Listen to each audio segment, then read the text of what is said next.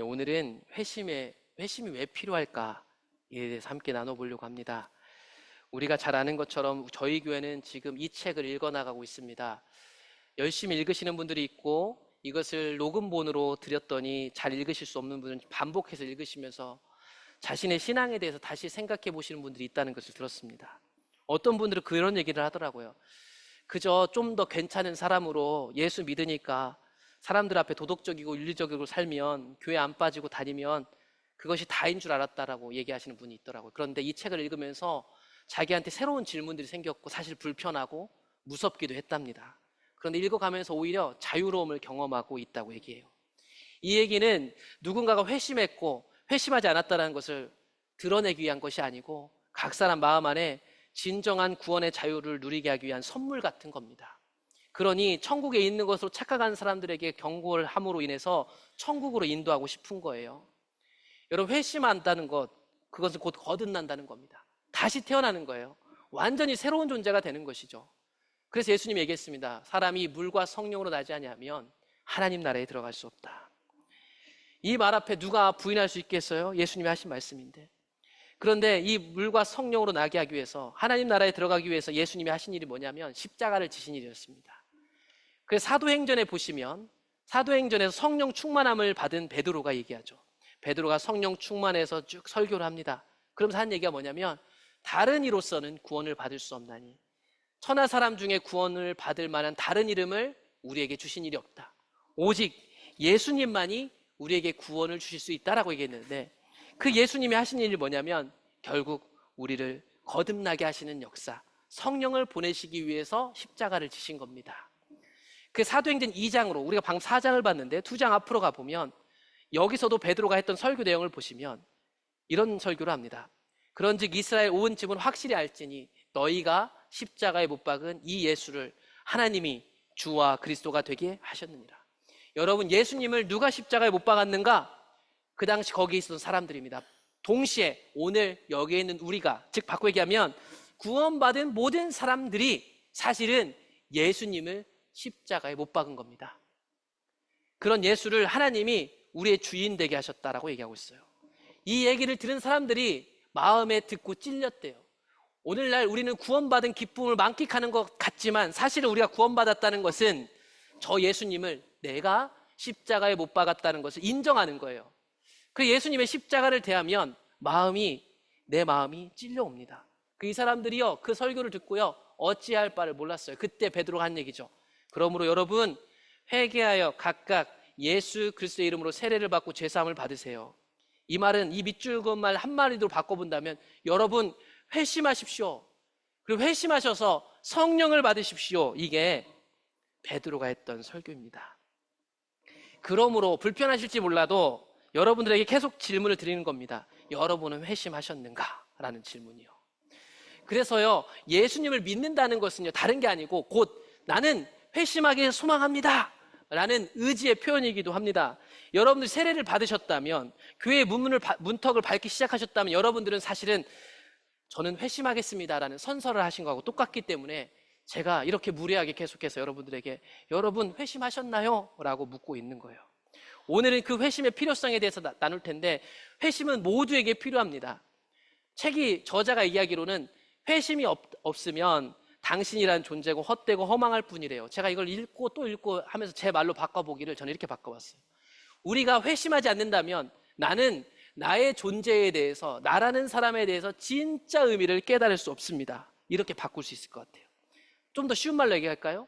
회심하지 않는다면 여러분, 나는 내가 누구인지도 모르고 평생을 살다가 죽을 수도 있다는 겁니다. 시편 139편을 쓴 시인은요, 이렇게 얘기를 합니다. 내가 하나님께 감사하는 것은 나를 지으심이 심히 기묘하십니다. 주께서 하시는 일이 기이함을 내 영혼이 잘 압니다. 여러분, 이 사람은 회심한 사람이거든요. 이 사람은 나에 대해서 잘 알고 있어요. 내가 이 땅에 온 이유, 나를 만드신 것, 지금 내가 여기 있는 게 너무 신비하다는 걸 깨달았죠. 그래서 알게 됐어요. 아, 하나님이 하시는 모든 일들은 이렇게 신비롭구나. 내가 다 이해할 수 없구나. 여러분, 이게 사람이 특별함입니다. 하나님이 우리를 그렇게 지었어요. 그러니까 사람은 사실은 참 알기 어려워요. 우리는 다 자기가 자기를 잘 알고 있다고 생각해요. 우리가 사람에 대해서 어려움을 겪는데 첫 번째로 경험하는 게 뭐냐면 결혼과 출산, 육아, 가정을 이루는 거 아닐까요? 이렇게 예쁜 아가가 이렇게 사춘기 소년이 될 거라고 여러분 상상하지 않았잖아요. 참 힘든 과정들을 겪으면서 자녀들을 키워왔잖아요. 여러분, 사람처럼 특별하면서도 예민하고 다루기 어려운 존재가 있을까요? 좋은 집을 사주고 좋은 차를 사주고 먹고 살만하게 해주면 잘 클 것 같은데 그게 아니잖아요. 그렇죠? 부부가 결혼할 때 어땠어요? 늘 행복하게 저기 춤만 출 것 같았어요. 근데 어김없이 싸웁니다. 사람처럼 어려운 게 없어요. 왜 이렇게 어려울까? 어떤 동물들은요, 물만 주고 환경만 좋게 해주고 산소 농도만 유지시켜주면요 군말 없이 사는데, 사람은요 절대 그게 안 돼요. 아무리 편하게 해주고 아무리 잘하게 해줘도요 잘 자라지 못하더라고요, 사람이란 존재. 왜 그런가 했더니 사람이요 하나님을 닮아서 그래요. 하나님이 자기 형상, 곧 하나님의 형상대로 사람을 창조하셨죠. 하나님의 형상이라서 복잡합니다. 타락했지만 타락했어도 하나님의 형상이 있어가지고요 복잡해요. 이걸 회복하려고 예수님이 십자가를 지신 거예요. 히브리서 기자는 얘기하죠. 흠없는 자기를 하나님께 드린 예수 그리스도의 피가 어찌 너희 양심을 죽은 행실에서 깨끗하게 하고 살아계신 하나님을 섬기게 하지 못하겠느냐. 그래서 히브리서 기자는요, 예수님이 십자가에 달리신 이유가 방금 이 앞에서 말한 하나님의 형상을 회복해가지고 우리의 죽어있는 양심이 살아나갔고 하나님을 인식하기 시작하는 거예요. 하나님을 느끼죠. 보세요. 뒤에 다시 한번 얘기합니다. 하나님은요 죽어 계시지 않아요. 여기서 예배드리고 계시잖아요. 여러분, 하나님 다 보고 있어요. 여러분 마음을 알고 제 마음을 다 알고 있어요. 그래서 지금 회심하지 않은 사람은 자기 존재에 대해서 알 수 없다고 했는데, 사람들이 보통 이렇게 얘기합니다. 당신의 가치는 얼마나 되세요? 이렇게 물어볼 수 있잖아요. 여러분들은요, 누군가가 나에게 당신은 얼마나 가치 있는 사람인지 한번 증명해 보세요. 당신은 얼마짜리라고 생각하세요? 이런 질문을 받아보신다면 얼마라고 할 것 같아요? 누군가 여러분들에게 돈으로 한 사람이 본다면 여러분 얼마짜리예요? 이렇게 물어보면 얼마라고 하실 것 같아요? 얼마? 참 어렵죠? 어떤 사람은 그럴 거예요. 제 1년 연봉이 한 얼마 되니까요, 제가 지금까지 살아온 거 앞으로 살 거 생각하면 한 이 정도 되지 않을까? 사람마다 다 틀릴 거예요, 자기의 가치에 대해서. 그런데 이 말씀대로라면요, 여러분 예수님 믿는 사람들은요 얼마짜리가 아니고 예수님 짜리래요. 어떤 목사님이 그런 표현을 쓰시더라고요. 그래서 우리의 가치에 대해서 얘기할 때 우리는 옛날에 어린아이들이 이거 얼마짜리야 이렇게 물어보는 것처럼 우리는 예수님 짜리래요. 예수님 짜리. 여러분, 하나님이 나를 위해 죽으셨다니까요. 예수님 짜리예요. 저 이건이나 빌 게이츠가 몇 천억 몇 조 가지고 있어요. 바꿀 수가 없는 거예요. 바꿀 수가 없는 거. 그걸 회심한 사람은 알고 회심하지 않은 사람은 절대로 알 수가 없는 거예요. 나의 존재 가치에 대해서. 그게 예수님 믿는 사람이에요. 창세기 3장에 보면 원래 하나님 안에서 있었던 사람이 타락함으로 인해서요 하나님의 소리를 듣는데요 피하고 숨어요. 그런데 이 피하고 더 이상 숨지 못하도록 예수님이 십자가를 지신 거예요. 엄청난 거죠. 그러니까 회심한 사람은 내가 돈을 많이 벌건 적게 벌건 연봉이 많건 적건 그런 것으로 인해서 나를 평가하지 않아요. 나의 가치는 하나님으로부터 온다는 걸 알게 되죠. 그래서 하나님 앞에 담대해요. 아무리 돈이 많고 성공하고 유명하면 뭐합니까? 하나님을 피하는데 우리는 하나님과 함께해요. 여러분, 우리는 이 비밀을 지식으로 받아들일 수도 있고 동의할 수도 있어요. 아, 듣기 좋은 말이네. 그런데 내가 이 존재성을 깨닫는 것은 회심하지 않고서는 절대 깨달을 수 없어요. 이게 다른 문제일 수 있다는 거예요. 그동안 여러분들은 제가 설교하는 것처럼 이런 말들 듣고 동의하고 좋다라고 은혜를 받으셨을지 모르는데, 회심한 사람은 그 정도를 뛰어넘어서 이게 실제가 되는 사람이라는 거예요. 이게 여러분 지식으로만 남아있으면, 회심하지 않으면 내 존재의 어떠함을 깨닫기 전까지는요 내가 갖고 있는 수많은 지식이나 이런 성경에서 받은 은혜도요 오히려 방해물이 될 수 있어요. 제가 자꾸 얘기하잖아요. 요즘 젊은 사람들은요 자기를 소개할 때 MBTI를 물어봐요. 이게 뭐냐면 자기 성격 유형 검사거든요. 그래서 자기가 이걸 검사를 해갖고 소개팅을 나가도 우리 어린아이들도 보면 물어보세요. 여러분 손주한테 너 MBTI가 뭐냐 이렇게 물어보세요. 그럼 저 뭐예요? 라고 다 얘기할 정도로. 요즘 사람들이 이렇게 살아요. 왜 그런 줄 아세요? 내가 누군지 모르니까. 내가 누군지 몰라가지고 시험을 봐가지고 내가 이런 사람이란 걸 저 사람한테 듣는 거예요. 그게 뭐냐면 심리학이에요, 심리학. 요즘 심리학이 참 발전했죠. 사람에 대해서 연구한 거예요. 나쁜 거 아니죠. 그런데 문제는 뭐냐면 회심하지 않은 사람들이 이런 지식들이 많아지기 시작하면 결국 이런 지식들이 말이죠. 타락한 내 욕망을 채우기 위한 시녀, 하녀로 전락한다는 거예요. 그 사람들이 MBTI를 사용하고 심리학을 사용해가지고요. 자기 스스로를 속여요. 나는 원래 이런 사람이라니까. 다른 사람이 될 수도 있는데, 다시 태어날 수 있는데, 다시 태어날 거를 가로막는 거예요. 그래서 사람들한테 소개할 때도 우주보다 큰 우리는 이 MBTI에 있는 나는 ISTJ입니다. 뭡니다. 이런 얘기를 하는 거예요. 정말 슬픈 거 아니에요? 그런데 회심한 사람은 진정한 의미에서 내 존재에 대한 내 목적, 나를 왜 지으셨는지, 내가 누구인지 그걸 깨닫게 된다는 거예요. 그래서 여러분 회심은 반드시 필요한 거예요. 오늘날 각종 심리질병들 나오잖아요. 방송에도 나오고 오은영 박사님이 유명해지시는데 각종 심리질병의 원인을 찾아가다 보면 그 상담받으러 온 사람이 마지막에 이르는 도달하는 길이 있어요. 그게 뭐냐면 나도 왜 이렇게 됐는지 잘 모르겠어요. 이 얘기예요. 얘기를 나누다 보면 결국엔 내가 왜 그런지 모르겠어요. 나도 내가 어떤 사람인지 모르겠어요. 이게 정확하게 회심하지 않은 인간들에게 나타나는 아주 모든 특징이에요. 특징. 그러므로 여러분 회심은 반드시 필요한 겁니다. 그러면 이 회심하여서 내가 어떤 존재인지를 깨닫는 것, 나의 존재 가치를 깨닫는 것은 어떤 것일까를 구체적으로 나눠보면 회심한 사람은 하나님의 자녀임을 깨닫게 되기 때문에 우리 아버지인 하나님의 일을 하는 법을 알게 됩니다. 그런데 회심하지 않은 사람은 알 수가 없죠. 마태복음 6장에 여러분들이 아주 잘 아는 말씀입니다. 교회 많이 다니면 성경에서 설교로 많이 들었죠. 그러므로 염려하여 이르기를 무엇을 먹을까? 무엇을 마실까? 무엇을 입을까? 하지 말아라. 이거는 하나님 아들이 아닌 이방인들이 구하는 것이다. 너희는 하나님 아버지가 아버지니까 하늘에 있는 아버지께서 이것들이 있어야 할 걸 너희에게 필요한 건 안다.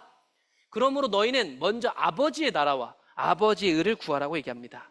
그러니까 회심한 사람은요, 나의 존재의 가치를 깨닫고요, 이 조그만 세상의 일에 일희일비하는 게 아니라 온 우주를 통틀어서 일하시는 하나님 나라와 하나님의 뜻을 봐요. 그래서 그 하나님 나라와 뜻 안에서 내 직업이 있는 거고, 내 경제 활동이 있는 거고, 내 돈을 쓰고 내 가정이 있는 거예요. 그것을 구하게 됩니다. 회심한 사람은. 그런데 회심한 사람은 그걸 알지 못하니까 이것에 매여 사는 거예요. 이게 필요 없다는 말씀을 드리는 게 아니에요. 이것이 내 삶의 전부가 돼버리는 거예요. 그래서 나는 맨날 얼마를 벌어, 돈을 얼마를 벌었지, 내가 어디가 아프지 않지, 내가 무엇을 먹었지, 이 얘기가 그 사람하고 만난 이야기의 거의 99.9%가 됩니다. 그래서 말씀드렸듯이 오늘날 이 하나님 나라, 하나님 뜻 얘기하면 알아듣질 못하고 사람들이 도망갑니다. 왜 그런 줄 아세요? 늘 이런 얘기만 했던 사람들에게 이 이야기는 머리가 아픈 얘기거든요. 힘든 얘기예요. 받아들이기 어렵다는 거예요. 그런데 이거는 이론이 아닙니다. 다시 한번 말씀드리지만 예수님은 하나님 나라의 일을 얘기하면서도 깨달았는지에 대해서 얘기를 하고 있어요. 이사야의 말씀을 가져와서 사람들이 들어도 깨닫지 못하고 봐도 뭔지를 구분을 못한대요. 이 백성들의 마음이 완악하여져서 그 귀는 듣기에 둔하고 눈은 감았으니 이는 눈으로 보고 귀로 듣고 마음으로 깨달아 돌이켜 내게 고침을 받을까 두려워하고 있어요. 아까 에덴 동산에서 하나님의 소리를 듣고 숨었던 사람들처럼 사람들이요, 하나님이 내게 오셔서 나를 회심시킬까 봐 두려워하고 있어요. 이 두려움을 깨트리셔야 됩니다. 하나님이 여러분들 굶기지 않는단 말이에요. 여러분들 죽이는 자리로 데려가지 않는단 말이에요. 그러니까 하나님께 고침받기를 열망하셔야 돼요. 회심하고 싶어야 된단 말이에요. 회심한다고 다 목사시키지도 않아요. 걱정하지 마시고 하나님께 돌이키셔야 돼요. 이게 회심의 필요성에 대해서 이 저자가 계속 얘기하는 거예요. 그래서 회심은 우리 모두에게 필요한 겁니다. 아버지 나라와 의는 저 멀리 있는 게 아니에요. 회심하면 보이기 시작해요. 우리 가정에서 임한 하나님 나라를 보기 시작하죠. 하나님 나라는요, 저기 멀리 있는 얘기가 아니에요. 천국은 저기 가는 곳에만 있는 게 아니에요. 거기 갈 백성이 여기서 만들어가기 시작하는 거죠. 그래서 하나님 나라가 우리 구역에 있네, 우리 속회에 있네, 내 가정에 있네, 우리 교회에서 벌어지고 있는 거를 보고 깨닫는 사람이 하나님 나라 백성인 거예요. 그 예수님이 천국 비유하셨을 때 정확히 그 얘기를 하신 겁니다. 천국은 마치 감추인 벌, 숨겨 있는 거죠. 아무나 못 봐요. 천국은 마치 진주 장사 같아서 좋은 진주, 싸구려 진주, 진짜 가짜를 구분하는 것 같이 숨겨져 있는 거예요. 그런데 그걸 알아보는 사람은 어떻게 해요? 자기 거를 다 팔아서 그걸 사는 거예요. 다 팔아서. 이건 이단에서 말하는 것처럼 재산 팔고 교회로 들어와 살아라 이 얘기 하는 게 아니에요. 자신의 여러분 전부를 사용하셔서 여러분 삶에 임한 하나님 나라를 이루어 가시는 거예요. 그게 여러분 회심한 사람들이 이루어간 참 신앙입니다. 그러니까 거기 전부를 거는 거예요. 전부를 거는 사람에게는 반드시 생명이 나타나는 거예요. 부담 드리는 게 아니라. 나의 존재 가치를 모르는 사람은 결국 하나님의 일은 할 수 있는 힘 자체가 없습니다. 나의 존재 가치를 모르니까. 에스겔에 보면 타락한 유다 백성들이 포로로 끌려가고 여전히 남아있긴 하지만 곧 멸망 지경에 있었습니다. 그들의 상태에 대해서 하나님이 에스겔 선지자로 통해서 얘기하기를, 야, 너희들 마음이 어찌 그리 약하냐. 내가 누각을 모든 길 어귀에 건축하며 높은 데를 모든 거리에 쌓고도 값을 싫어하니 창기 같지도 아니하다. 이 말이 좀 어려우니까 쉬운 성경으로 가져오면 이런 얘기예요. 나 주여가 말한다. 뻔뻔스러운 창녀나 할 짓을 네가 저지르고 있구나. 내 마음의 의지가 참으로 약하게 그지없구나. 거리 입구마다 제단들을 세웠고 광장마다 신당들을 만들고 몸을 팔면서 돈도 받지 않았으니 창녀라고도 할 수 없구나. 이 말이 뭐냐면 하나님을 섬긴다고 하는 이 사람들이 자기가 살기 위해서 수많은 이방 가치관들을 가져서 사는 거예요. 뻔뻔스러운 창녀나 할 짓을 하고 있는 거죠. 하나님 백성이. 거기서 돌이켜야 되는데 돌이킬 의지나 힘도 없어요. 그러면 우상 섬겨서 잘 먹고 잘 사느냐? 그것도 아니에요. 우상을 섬기는 일들을 하면서 마치 몸 팔아서 이득을 취하는 창녀만도 못해서 이 사람들은 대가도 받지 못해요. 세상에서 살면서 세상도 누리지도 못하면서 하나님의 백성들이 거기서 살라고 아둥바둥하고 있는 거죠. 의지나 결기도 없습니다. 영적 에너지도 없는 거죠. 그러니 이들은 결국에는요, 하나님의 일을 하고자 하는 마음이나 생각 자체가 없어요. 회심하지 않은 사람은. 그래서 욥기에 보면 욥기 21편에 이제 욥이 한 여러 가지 변론 중에 나오는 말씀인데, 그들이 아무리 겉으로는 하나님 따르겠어요라고 교회를 나오고 아멘 할지 몰라도 그들은 하나님께 말하기를 우리를 떠나소서, 우리가 주의 도리 알기를 바라지 않습니다, 이렇게 얘기한대요. 하나님의 뜻을 거부하고 무관심해요. 무기력합니다. 게다가 어떻게 하냐면 이런 과정이 오래되면 포기해요. 비관하고. 하나님이 누구에게 우리가 섬길 수 있겠어? 우리가 그에게 기도한들 무슨 소용이 있을까? 비관하고 포기한다는 거예요. 오늘날 많은 교회 성도들이 이걸 포기하고 그냥 교회에 다니는 교인이 되기로 작정한 듯 합니다. 난 하나님 만날 수 없어. 하나님 날 위해서 무슨 일을 할 수 있겠어? 여러분, 그게 회심하지 않은 자들에게나 나타나는 특징이라는 것. 게다가 회심하지 않은 사람들은 자기 존재 가치를 모르니까 하나님의 일을 하는 데 필요한 도구들이나 재료들이 없어요. 이 말은 무슨 말이냐면 종교 활동을 통해 얻은 능력이나 달란트 자체가 없다는 말이 아니고 하나님의 일을 위해서 쓸 수 있는 도구들이 하나도 없다는 거예요. 우리 마음에. 내가 성실하고 노력하고 재능이 있고 이런 게 있어도 회심하지 않은 사람은 그게 하나님을 일을 위해서 올바른 일로 작동될 수 없다는 거예요. 그걸 가장 대표적으로 보여주는 사람들이 예수님 시대에 있었던 종교 지도자들, 예수님의 시대에 있었던 서기관과 바리새인들, 예수님 시대에 있었던 목사 장로들이 그 증거였어요. 그분들은요, 겉으로는 아름답게 보였어요. 제가 자주 설명하니까 설명을 짧게 하자면 이분들은 겉으로 보기엔 깨끗하고 절대 죄를 안 지을 것 같고 완벽했어요. 그리고 실제로 그들은 그렇게 살았어요. 대단했어요. 그런데 예수님은 그 사람들 안에 있는 마음을 보실 수 있는 하나님이셨잖아요. 근데 그들 마음에 악한 것이 가득했었어요.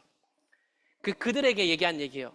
마음에서 나오는 것은 악한 생각과 살인과 간음과 음란과 도둑질과 거짓 증언과 비방이니 이런 것들이 사람을 더럽게 하는 것이지 너희들이 불편해하는 씻지 않은 손으로 먹는 것이 사람을 더럽게 하지 못하느니라. 그러니까 이 얘기는 유대 종교 지도자들한테, 아까 나온 바리새인과 서기관들한테 한 얘기인데, 그들의 마음에 이런 것들이 가득한데도 불구하고 그들은 교회에 열심히 나왔고 저처럼 이렇게 뜨겁게 설교를 했고 교회를 위해서 헌신과 봉사를 했단 말이에요. 그런데 회심하지 않으면 이런 것들이 하나님의 의를 오히려 가리는 것이 된다는 것입니다. 아무 자원이 없어요. 이렇게 회심한 사람은 자기 존재의 가치를 알게 됩니다. 반대로 회심하지 않으면 알 수가 없죠. 두 번째로, 회심이 없으면 사람만이 아니라 눈에 보이는 피조세계, 이 세상 전체가 헛되게 돼요. 여러분들이 여러 가지를 누리고 있을 텐데 이게 헛되게 돼요. 이거를 제 말로 제가 바꿔보기를 이렇게 바꿔봤어요. 나의 존재 가치를 아까 깨닫게 됐댔잖아요. 회심하면. 회심하지 않으면 세상에 대한 올바른 이해를 할 수가 없어요. 그러니까 회심한 사람만 내가 살아가는 이 세상에 대해서 올바른 이해를 할 수 있습니다. 다시 창세기 1장에 가보시면 하나님 형상으로 지어놓고 하나님이 사람을 이 땅에 하나님으로 세워놨어요. 그랬기 때문에 이 땅에 하나님은 눈에 안 보이는데 사람이 하나님 노릇을 합니다. 사람아, 이 땅에서 잘 먹고 잘 살아. 그리고 자손 많이 낳고 이 땅에 많아지거라. 그리고 이 땅을 너희들이 정복하고 다스려. 모든 생물들은 너희들의 다스림의 대상이다. 여러분, 이 특징을 보시면 정확하게 하나님이 하시는 일이에요. 하나님. 그러니까 하나님이 사람을 이 땅에 세상에 지어놓고 세상에 하나님과 같은 존재로 누구를 만들어놨어요? 사람을 만들어놨단 말이에요. 사람을. 그래서 이 사람이 어떻게 하느냐에 따라서 이 세상의 운명이 좌지우지되고 있는 거예요. 그러니까 사람이요, 회심한 사람이 세상에 너무 필요한 거예요. 왜냐하면 세상을 보는데 사람들은 안경을 쓰고 보거든요. 다 각자의 마음 안경이 있어요. 마음 안경. 그걸 뭐라고 하냐면 좀 유식한 말로는 세계관이라고 해요. 세계관. 어떤 사람이 세상을 살아가면서 돈 쓸 때 혹은 뭐 물건을 살 때 어떤 가치관을 투영하는데 그 가치관보다 더 넓은 개념 안에 세계관이라는 게 있어요. 그 세계관을 갖고 있기 때문에 이 사람은 이게 더 가치 있다라고 여기는 거거든요. 아무튼 세상을 보는 눈이 있어요. 근데 이 세상을 보는 눈이요, 여러 가지가 있을 수 있대요. 먼저는 세상적 눈으로 볼 수 있어요. 똑같은 세상 만물을 보는데 사람들이 갖고 있는 이론이나 사람들이 갖고 있는 상식을 통해 가지고 세상을 이해하죠. 또 다른 세계관이 있는데 하나는 하나님의 말씀을 통해서 보는 세계관이 있을 수 있어요. 이 두 가지가 공존하고 있습니다. 회심한 사람은 하나님의 눈으로 세상을 봄으로 인해서 세상을 온전히 판단할 수 있지만 그렇지 않는다면 그거는 하나의 이론에 불과한 거예요. 그래서 우리가 오늘 읽은 본문에 보시면 바울이 얘기하기를 여기서 피조물은 세상을 가리켜요. 세상에 있는 모든 것들이 간절히 바라는 게 뭔지 아세요? 하나님의 아들들이 나타나는 거예요. 세상이 간절히 원하는 게 뭔지 아세요? 회심한 사람을 기다려요. 여러분 잘 인지하지 못하시겠지만 여러분 안에는 직장의 동료들이 예수를 믿든 안 믿든 말이죠. 그 모든 직장 동료들과 직장을 움직이는 모든 힘들이요, 회심한 진짜 예수님의 자녀들을 기다리고 있다는 걸 아시나요? 그래서 회심한 사람들은 그게 보여요. 내 일터에, 내 가정에 저 부르짖음이 들린단 말이에요. 이 세상이 고통스러워가지고 회심한 사람을 기다리는 그들의 삶이 보인단 말이에요.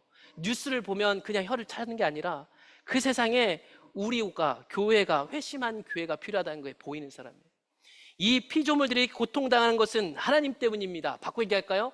하나님이 이것을 대리하게 만든 인간들 때문입니다. 그 바라는 것은 그들도 자유로워지길 원하는데 하나님의 자녀들이 자유로워지지 않으면 이 세상이 자유로워질 수 없는 거예요. 그래서 회심한 사람이 있는 직장은 달라져요. 회심한 직장에 있는 사람들이 예수를 믿거나 안 믿고를 떠나서 자유함을 누리기 시작합니다.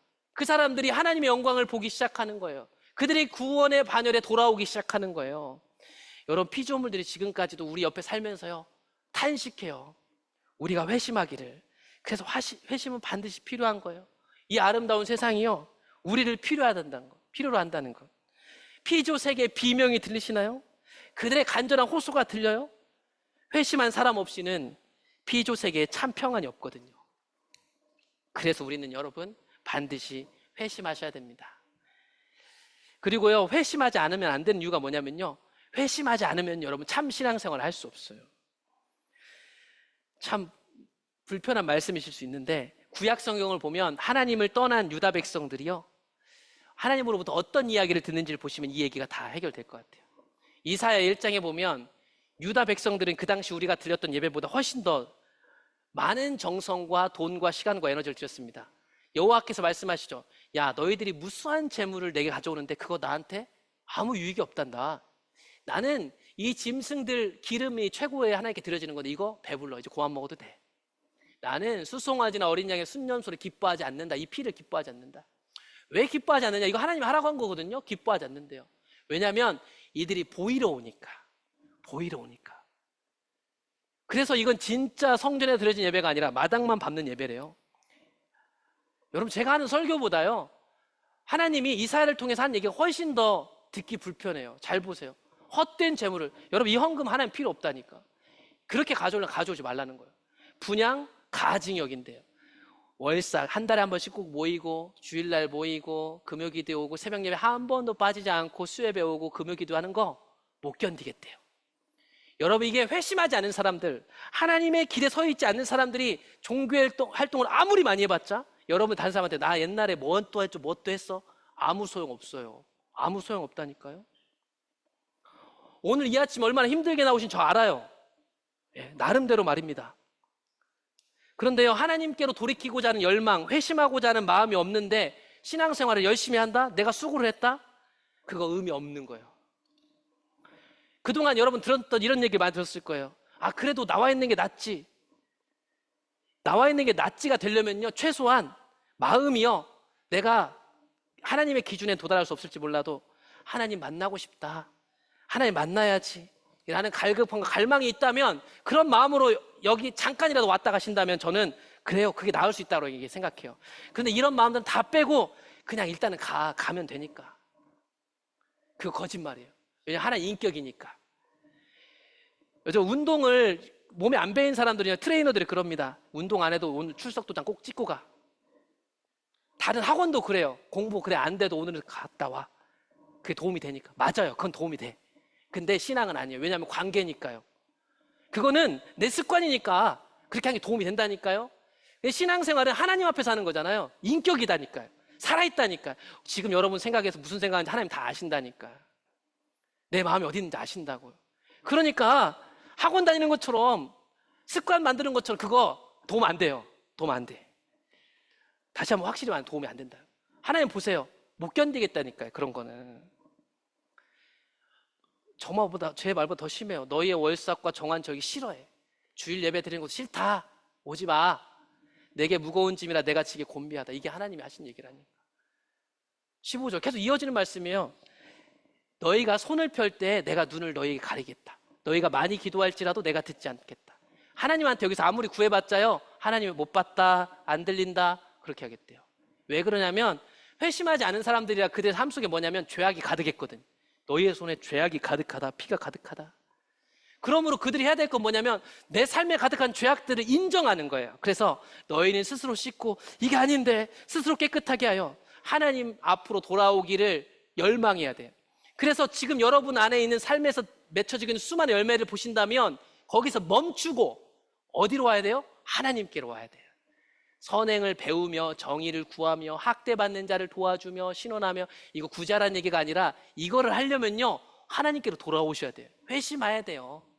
회심하라는 얘기예요. 하나님께로 돌아오셔서 하나님 백성다움을 회복하세요. 그래야 살 수 있는 거거든요. 그래야 하나님 우리 기도를 들으시는 거예요. 참된 회심 없이는요, 여러분들이 갖고 있는 소망들도 헛되돼요.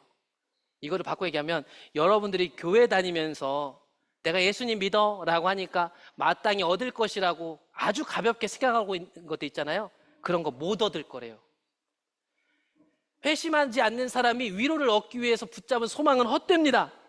이사야 59장에 보면 그들은 평강의 길을 알지 못하고 그들이 행하는 곳엔 정의가 없고 굽은 길을 스스로 만드니 무릇 이 길을 밟는 자는 평강을 알지 못한다. 평강, 우리가 잘 아는 샬롬입니다. 이 하나님의 백성들이 샬롬을 모른대요. 샬롬이 몰라. 샬롬을 모르는 시대가 오는 거고, 사도행전 9장에 가보면 분명한 것은 예수님 믿으면 성령의 위로가 온대요. 9장에 보시면 그리하여 이 교회가 세워진 곳곳에 교회가 평안하고 샬롬이 있어요. 평강이 오고요, 든든하여 가고 주를 경외하고, 거기에 뭐가 있냐면 성령님의 위로가 있었어요. 그래서 그렇게 살고 싶은 사람들이 많아졌어요. 그냥 교회 사람 많으니까 오는 게 아니라 그렇게 살고 싶은 사람들. 초대교회에 있었던 성령의 위로 오늘날 교회 안에 있을까요? 물론 이 성령의 위로는 사람의 손을 통해서 이루어지기도 해요. 그런데 오늘날 교회는 성령의 위로 대신 사람의 서비스가 만들어낸 위로가 너무 많은 거예요. 식당에 가보세요. 전화 콜렉트콜 서비스 받아보세요. 얼마나 친절해요? 근데 거기 생명이 있어요? 하나님으로부터 오는 위로가 있어요? 없어요. 없다니까. 조금 더 감동은 주는데 그게 내 성격 못 바꿔놓는다니까요. 내 삶 못 바꾼다고요. 제가 이 말도 왜 드리냐면, 성령의 위로 대신 사람의 위로를 원하니까 교회에서 사람한테 시험 든 사람이 너무 많은 거예요. 하나님한테 위로받고 하나님으로부터 함께 하려고 온 사람들이 자꾸 목사한테 시험 들고 장로한테 시험 들고 내가 싫어하는 저 사람한테 시험 드는 거예요. 여러분 비정상인 거예요. 오늘날 교회 비정상. 교회 갈등이 있는 것은 어쩔 수 없지만 싸움이 일어나고 서로를 죽이려고 하는 건 비정상적인 교회. 그러니까 참된 의미에서 교회 부흥이 없어지는 거예요. 사람의 서비스이기 때문에 사람의 서비스의 질이 떨어지면 저기 질 좋은 데로 가는 거지. 서비스 질이 좋은데. 그 큰 교회 좋은 데 가면 저 사람들은 안내하는 사람도 옷도 딱 입고 서비스가 너무 좋은 거죠. 그 사람들 폄훼하는 게 아니라 성령의 위로인지 사람의 서비스인지 구분 자체를 안 하고 살잖아요, 이제 우리가. 예. 그러니까 언제든지 옮길 수 있고 공동체를 깨트릴 수가 있는 거예요. 우리가 신앙생활하며 얻고 있는 평강이 성경이 말하고 있는 평강인지 하나님의 위로인지 사람들이 만들어낸 종교 서비스인지 잘 분간하셔야 돼요. 구약시대에 보면 거짓 평강이 있었거든. 거짓 위안이. 그래서 하나님께서 그걸 깨트리고 싶었어요. 야, 너희들이 하나님을 떠난 세대들에게 얘기하는 겁니다. 그들이 작은 자부터 큰 자까지 다 욕심부리고 선지자로부터 제사장까지 다 거짓말을 행하는데 그 거짓말이 뭔지 아세요? 이 사람들에게 하나님이 주시는 평강이 없는데 이 거짓 선지자들이 말입니다. 괜찮아요. 하나님이 함께 하세요. 위로가 있습니다. 할렐루야. 이렇게 했다는 거예요. 하나님이 그들에 대해서 얘기하는 건 야, 너희들에게 평강이 없는데 그 당시 지도자들이 거짓 평강을 외치고 있다라고 얘기하고 있습니다. 그럼 이 사람들이 왜 거짓 평강 왜 쫓아다니는 줄 아세요? 예레미야 7장에 보면 그 나와요. 이 당시 있었던 성전에서 그렇게 주구장창 제사 드린 이유가 나와요. 보라, 너희가 평강도 없는데 평강이 있다고 하는 그 거짓 종교를 의존하는데 너희가 무익한 거짓말을 의존하는 거다. 너희가 도둑질하고 살인하고 간음하고 거짓 맹세하고 바알 숭배하고 너희가 알지 못한 신들을 따르면서 하나님의 일컬음 받은 이 집에 들어와서 내 앞에 서서 하나님 앞에 얘기하기를 와, 우리가 하나님 백성입니다. 구원을 받았습니다. 라고 얘기하고 있대요. 그런데 왜 이 얘기를 하고 있는지 하나님 알고 있었어요. 왜냐하면 이 앞에서 나온 이 밑줄 긋은 것을 다 또 행하려고. 그러니까 교회 왜 와요? 밖에서 또 내 마음대로 살고 싶어서. 예수님 왜 믿어요? 밖에서 내 욕심대로 살고 싶어서 교회에 오고 있는 거예요.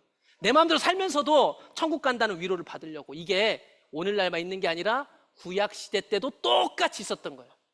그래서 그런 목사들 쫓아다니고 그런 교회 쫓아다니고 그런 메시지 좋아하는 거죠. 하나님이 하는 말씀 듣지 않아요. 불편해요. 싫어요. 꼭 그렇게까지 얘기해야 되고 얘기하죠. 예, 선지자들의 얘기를 들어보고 예수님 이야기를 들어보세요. 더 심해요. 제가 하는 것보다 100배, 1000배는 더 심해요. 그런데 왜 이걸 듣기 싫을까? 사람들이 자기 욕심대로 살고 싶으니까. 자기 욕심대로. 참된 회심 없이는요, 여러분들이 생각하고 있을 천국에 대한 소망도 헛되입니다. 헛되요. 예수님 시대에 회개하지 않는 사람들이 있었어요. 회심하지 않은 사람들, 그들에 대해서 예수님이 한 얘기입니다. 그 당시 사고가 일어났어요. 2가지 사고가 일어나가지고 예수님한테 왔네요. 그때 마침 2-3 사람이 와가지고 예수님한테 얘기합니다. 빌라도가 어떤 갈릴리 사람들의 피를 그들의 제물에 섞은 일로 예수께 말합니다. 즉, 그 당시 로마 총독이 유대인들 죽여가지고요, 비참하게 죽인 거예요. 사람들 두렵죠. 이거는 예수님한테 저 사람도 어떻게 해요? 쯧쯧쯧 하면서 걱정하는 식으로 얘기한 거예요. 그랬더니 예수님 얘기합니다. 너희는 이 죽임당한 갈릴리 사람들이 이같이 해를 고통을 받음으로 다른 모든 갈릴리 사람보다 죄가 더 있는 줄 아느냐? 사람들은 저 사람이 저렇게 죽으니까 저 사람 죄인일 거야 생각했다는 거죠. 그러면서 예수님 얘기하죠. 아니다. 너희도 만일 회개하지 않으면 이렇게 망할 것이다. 억울한 죽음, 사고로 죽음당한 사람을 보면서 혀를 차고 있는데 이 사람들이 자기가 그런 사람이 될 거라는 것을 전혀 인식하지 못하는, 회심하지 않는다면 지옥 갈 것이라는 거. 이 사람들이 이런 얘기 하는 이유가 뭐예요? 저 사람들 죄 없으면 저렇게 죽을 일이 없을 텐데요? 이 얘기를 예수님한테 한 거예요. 그랬더니 예수님이 하는 얘기가 아이고 아무것도 모르는 녀석들, 너희들이 저 사람보다 죄가 없어서 지금 살아있는 줄 알아? 너희들 회개하지 않으면 똑같이 망한다. 회개하지 않으면 망한다. 회심하지 않으면 망한다 얘기를 하는 겁니다. 바로 이어서 또 얘기해요. 실로암 망대 건축물이 무너져가지고 18명이 죽었어요. 예루살렘에 거한 다른 모든 사람보다 죄가 더 있는 줄 아느냐? 예수님 얘기한 거죠. 그들 가운데 있었던 얘기예요. 저 뉴스 보면서 야, 저 사람 죄 지어서 저렇게 당하는 것보다 하나님한테. 아니다. 회심하지 않으면 다윗과 같이 망하게 될 것이다. 말씀 정리합니다, 여러분. 저마다 나름의 논리와 경험과 여러분들의 의로움과 교회 다닌 경력이 있을 거예요. 그걸로 여러분들 변호하시겠죠? 저도 마찬가지입니다. 제가 제일 잘 변할 거예요. 그러나 그것보다 우리에게 가장 우선적으로 필요한 게 뭐냐면 회심하는 거예요. 세대인 교회 여러분, 회심하셨는지 여러분한테 질문해 보셔야 돼요. 다른 사람 회심했는지 안 했는지 보지 마세요. 여러분 자신에게 질문을 드려보시는 거예요. 다시 말씀드릴게요. 각자에게. 아직 회심하지 않은 분들에게 말씀드립니다. 여러분 회심하기를 원하시나요? 갈망하시냔 말이에요. 열망하시냔 말이에요. 이제 설명을 들었잖아요. 이제 선택해야죠. 회심하고 싶은지 아닌지.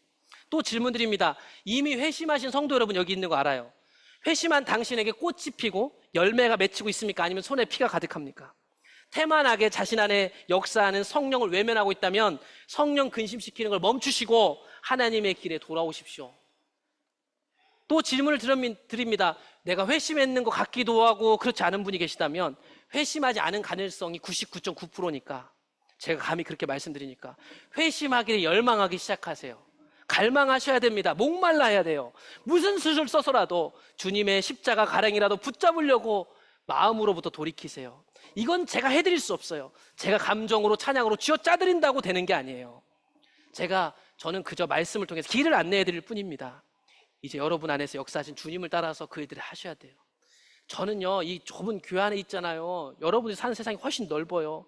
제가 여러분들에게 드리는 조언은요, 아주 작고 편협해요. 교회 열심히 다니는 사람 몇 사람에게만 해당되는 일일지 몰라요. 그러니까 여러분의 삶을 여러분들이 잘 살펴보셔야 돼요. 거기서 손짓하고 계신 주님의 손짓을 보셔야 돼요. 여러분의 상처를 주님께 고백하시고 고침받으세요. 저한테 얘기하지 마시고. 또한 관계를 포기하지 말고 개선해 나가세요. 교회 공동체 안에서 배우세요. 눈을 크게 뜨고 보세요. 거기서 주님이 여러분을 반드시 부르시고 있어요. 그 길에서 한 발자국을 내뛰세요. 사람의 모양에 속지 마세요. 시험 들게 한다고 화내지 마세요. 거기서 한 발자국을 떼서 회심하는 것이 우리에게 꼭 필요합니다. 회심이 필요하지 않은 사람은 단 한 사람도 없습니다. 우리 모두가 회심하여 나비가 되셔야 됩니다. 훨훨 날아 꽃을 피우세요. 여러분 가정의 일터에 거기서 열매를 나누어 주세요. 하나님 나라가 그렇게 임하기를 모든 세상이 간절히 소망하고 있답니다.